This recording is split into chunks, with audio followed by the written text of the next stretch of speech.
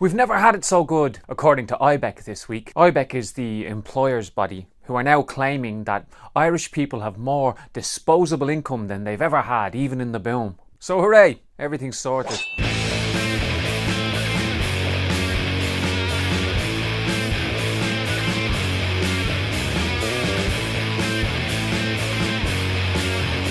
They're saying now that Irish households have 4 billion more savings than debts. Now the problem is, are these billions equally distributed amongst all households? Are some people doing better from the so-called recovery than others?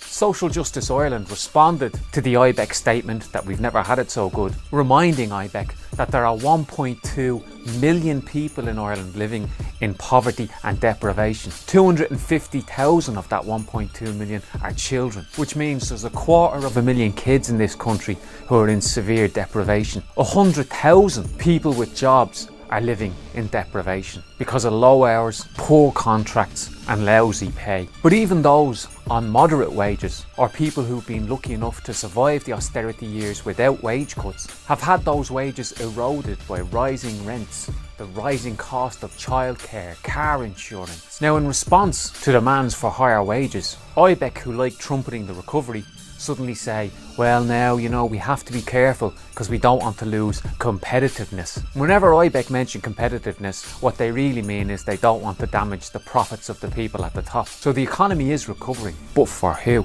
Canadian vulture firm Iris Ria saw a 20% rise in their income last year to 17.9 million. They made this almost 18 million from the fact that they now own 2,381 apartments in Dublin, making them Ireland's biggest landlord. It was these vulture firms that swept in after the crash and gobbled up NAMA properties, gobbled up the properties of bankrupt developers, and are now fueling the housing crisis. I mean, IBEC say we've never had it so good, and we're on the verge of hitting another record, 10,000 homeless this year. It was also reported this week that 24 major corporations based here paid less than 20,000 in tax out of billions in profits.